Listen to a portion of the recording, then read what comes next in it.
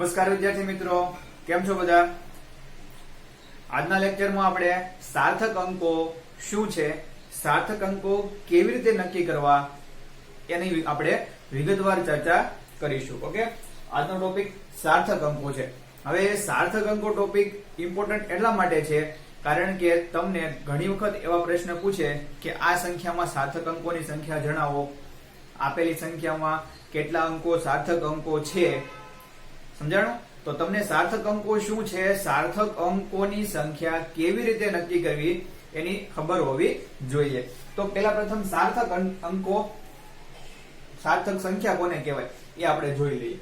તો ભૌતિક રાશિનું માપન દર્શાવતી સંખ્યામાં ચોકસાઈ પૂર્વકના અંકો ઉપરાંત પ્રથમ અચોક્કસ છતાં અર્થપૂર્ણ એવા અંકો સાથે લખાતી સંખ્યાને સાર્થક સંખ્યા કહેવામાં આવે છે. એનો મતલબ કે તમે કોઈ પણ ભૌતિક રાશિનું માપન કરો છો તો એ માપન આપણે પછી લખીએ છીએ શેમાં? સંખ્યામાં લખીએ છીએ કે આટલા કેલ્વિન ટેમ્પરેચર, આટલા મીટર લંબાઈ, આટલો ટાઈમ. સમજાય છે? તો કોઈ પણ માપન દર્શાવવા માટે આપણે એક સંખ્યા લખીએ છીએ. તો સંખ્યા લખીએ ત્યારે આપણે સંખ્યા એવી રીતે લખવી જોઈએ કે જેથી આપણને ખબર પડે કે આ જે માપન થયું છે તે કેટલી ચોકસાઈ સાથે થયું છે, કેટલી સચોટતા સાથે થયું છે. સમજાય છે? એટલે સંખ્યા પરથી આપણને આઈડિયા આવી જવો જોઈએ. દાખલા તરીકે કોઈ લંબાઈ હોય તેને વર્નિયર કેલિપર્સ થી માપેલી હોય તો પોઈન્ટ પછી 2 ડિજિટ જોવા મળે આપણને. એનો મતલબ આપણને ખબર પડી જાય કે આની સચોટતા પરથી એવું કહી શકાય કે આ માપન છે તે વધારે સચોટતા વાળા સાધનથી થયેલું છે. એ આપણને એના માપ જોતા ખબર પડી જાય. 3 પોઈન્ટ આપેલા હોય, પોઈન્ટ પછી 3 ડિજિટ આપેલા હોય તો આપણને આઈડિયા આવી જાય કે આ જે માપન છે તે વધારે સચોટતા વાળા સાધનથી કરવામાં આવેલું છે. એટલા માટે માપનની સંખ્યા દર્શાવીએ ત્યારે માપન એવી રીતે દર્શાવવું જોઈએ કે જેથી આપણને એની સચોટતા ખબર પડે કે આ કેટલી સચોટતાથી માપન થયેલું છે. પણ વધારે પડતા પછી તમે પોઈન્ટ પછી ડિજિટ મૂકી દો, માનો કે માપન થયું છે પોઈન્ટ પછીનો 1 ડિજિટ મળે એવા સાધનથી. દાખલા તરીકે મીટર પટ્ટીથી આપણે લંબાઈ માપી છે તો ઓબ્વિયસલી મીટર પટ્ટીની સચોટતા કેટલી છે? લિસ્ટ કાઉન્ટ એનું લઘુત્તમ માપ શક્તિ 0.1 સેન્ટીમીટર. કેટલી? 0.1 સેન્ટીમીટર છે.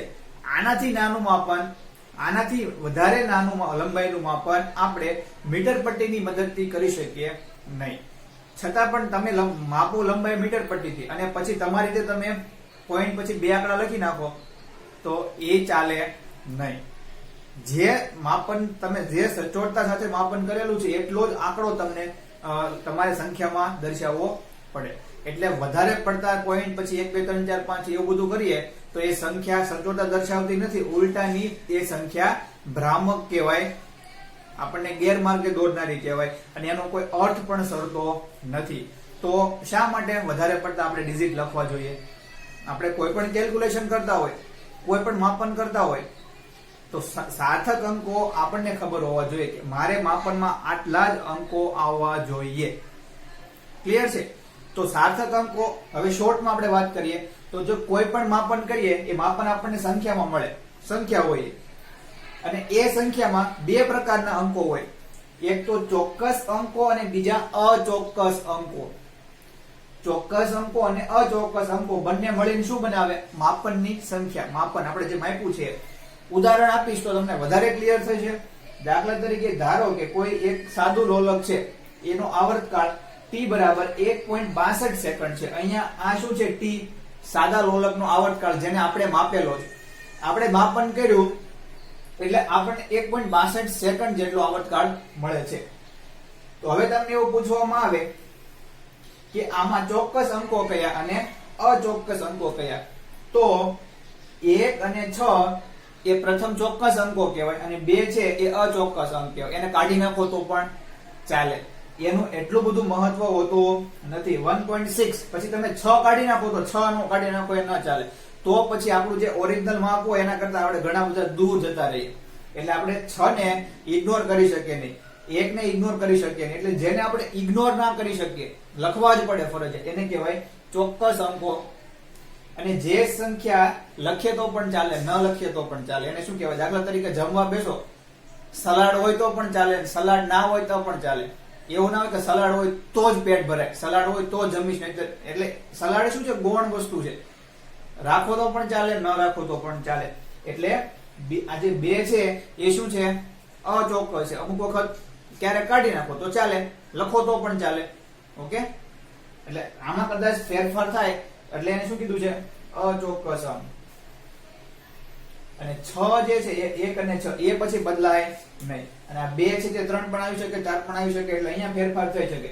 એટલે પ્રથમ ચોક્કસ અંકો અને અચોક્કસ અંકો મળીને શું બનાવે? આપણા માપનની સંખ્યા. ક્લિયર? તો આમાં સાર્થક અંક કેટલા કહેવાય? 1, 6 અને 2. 3 સાર્થક અંક. કેટલા છે? 3 સાર્થક અંક. ક્લિયર છે? ઓકે.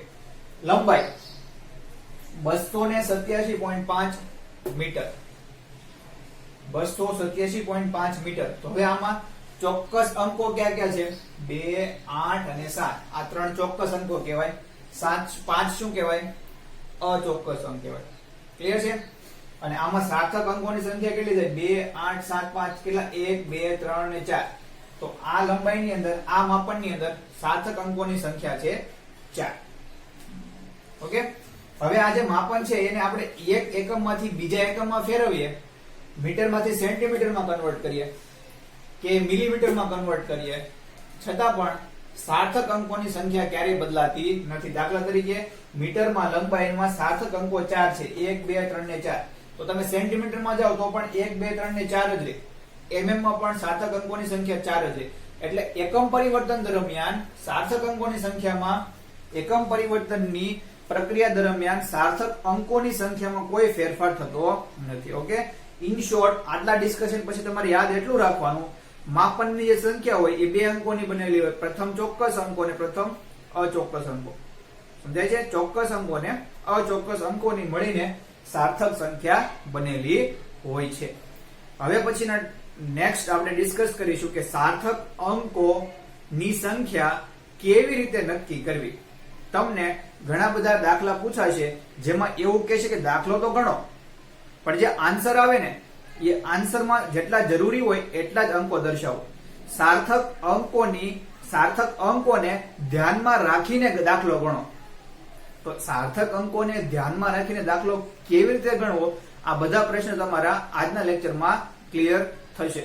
ઓકે. તો 1 by 1 હવે આપણે ડિસ્કસ કરીશું સાર્થક અંકોની સંખ્યા નક્કી કરવાના નિયમો છે. તો એક એક નિયમને આપણે ડિટેલમાં ડિસ્કસ કરીશું એટલે આપણને ખ્યાલ આવે કે સાર્થક અંકોની સંખ્યા નક્કી કેવી રીતે થાય.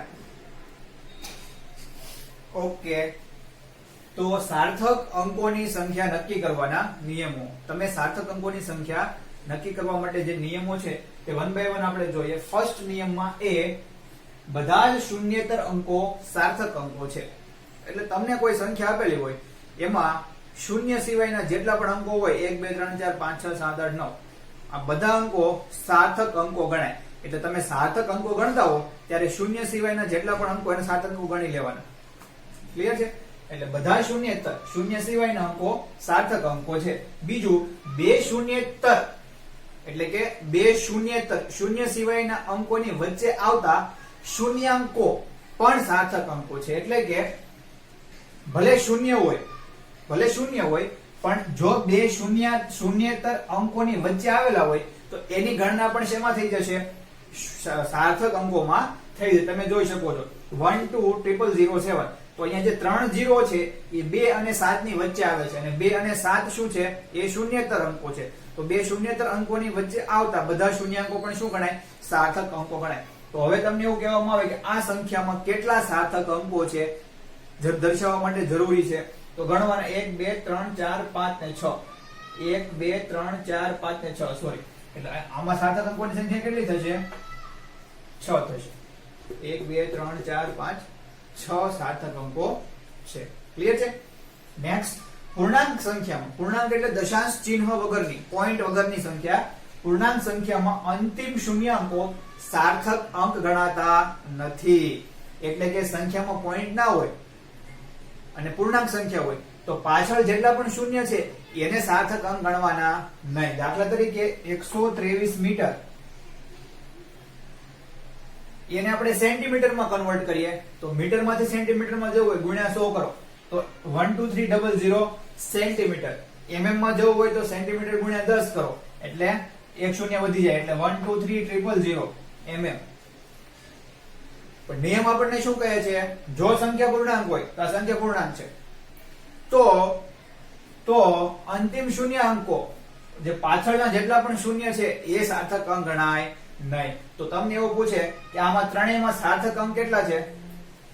તો 3. આમાં પણ 1 2 3 0 ગણવાના નહીં, નિયમ ના પાડે છે. અહીંયા પણ 1 2 3 એટલે ટોટલ સાર્થક અંક કેટલા થાય? 3. તો આ રીતે આપણે સાર્થક અંકોની સંખ્યા નક્કી કરી શકીએ.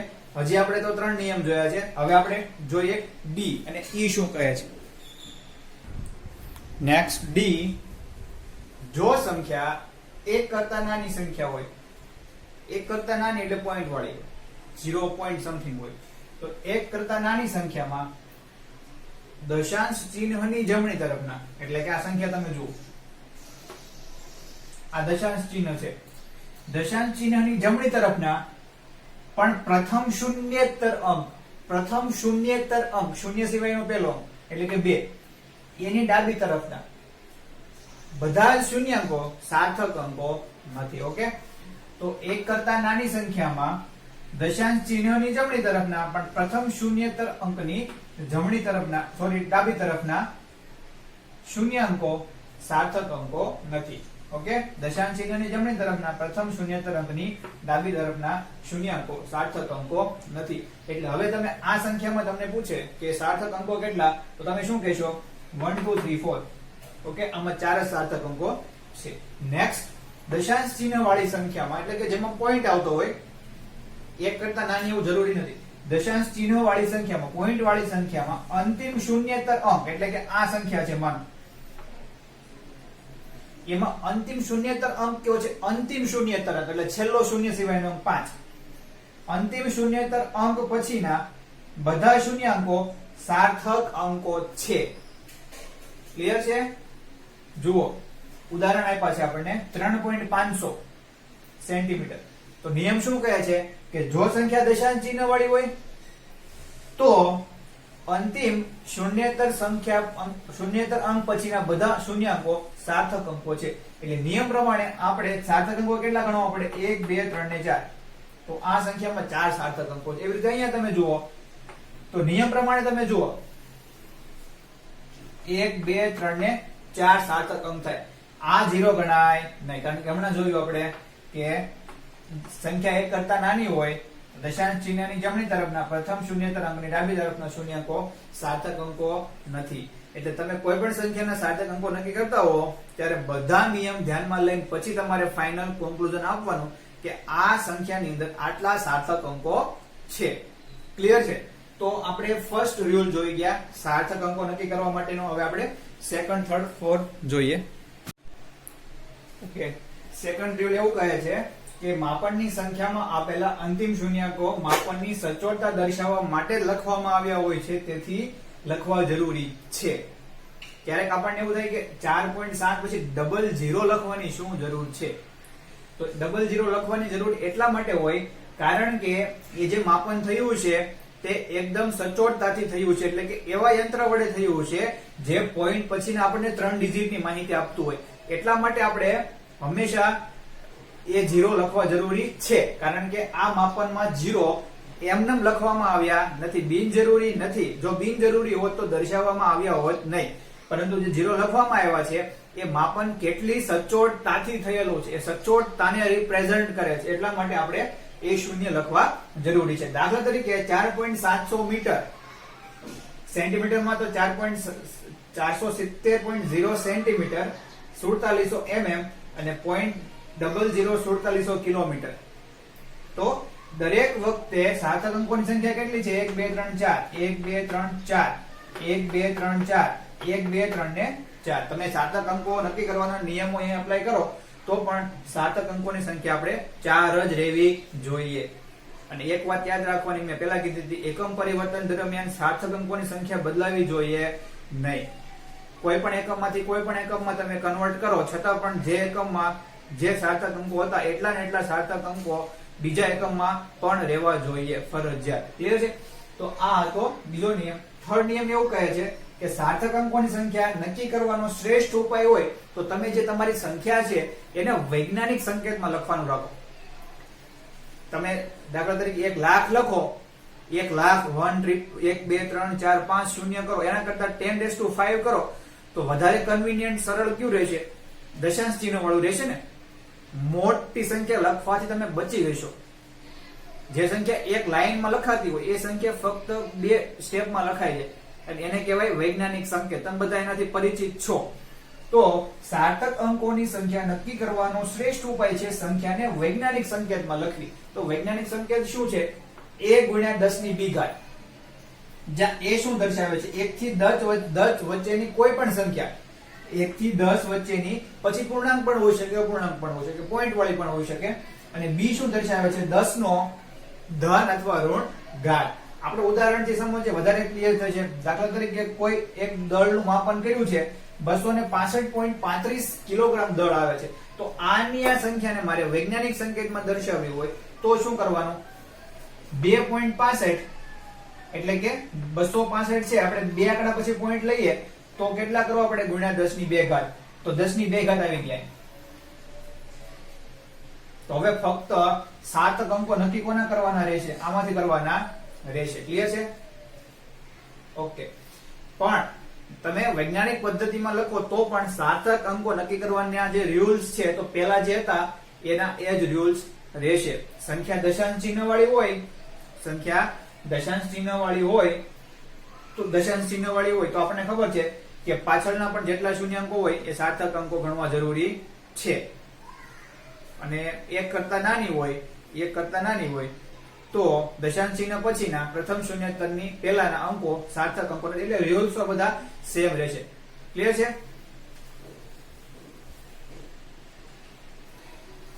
ફોર્થ રૂલ, 1 કરતા નાની સંખ્યામાં દશાંશ ચિહ્નની ડાબી તરફના શૂન્યાંકો સાર્થક અંકો નથી, પરંતુ અંતમાં આપેલા શૂન્યાંકો સાર્થક અંકો છે. દાખલા તરીકે 0.006700.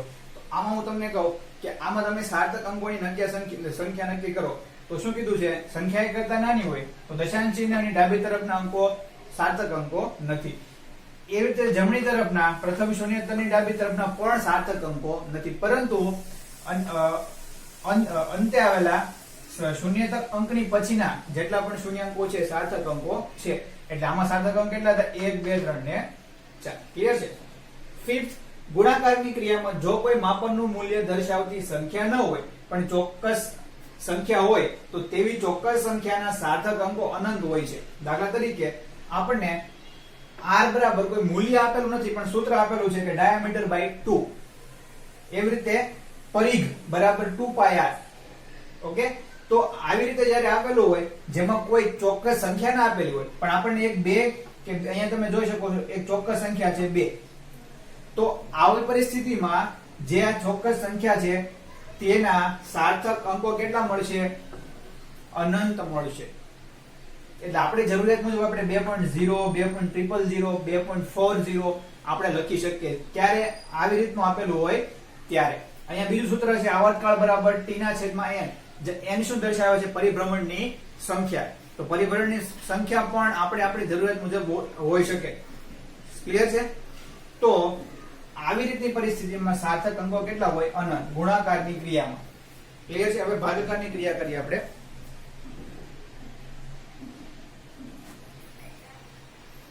લાસ્ટ ભાગાકારમાં જો ભાજ્ય કોઈ સંખ્યા ન હોય પણ ચોક્કસ સંખ્યા હોય તો તેના પણ અનંત સાર્થક અંકો લેવા પડે. જેમ પેલા ગુણાકારમાં 2 હતા એવી રીતે અહીંયા ભાગાકારમાં કોઈ નિશ્ચિત સંખ્યા હોય તો ત્યારે એના પણ શું મળે? આપણને અનંત સાર્થક અંકો મળે. ક્લિયર છે?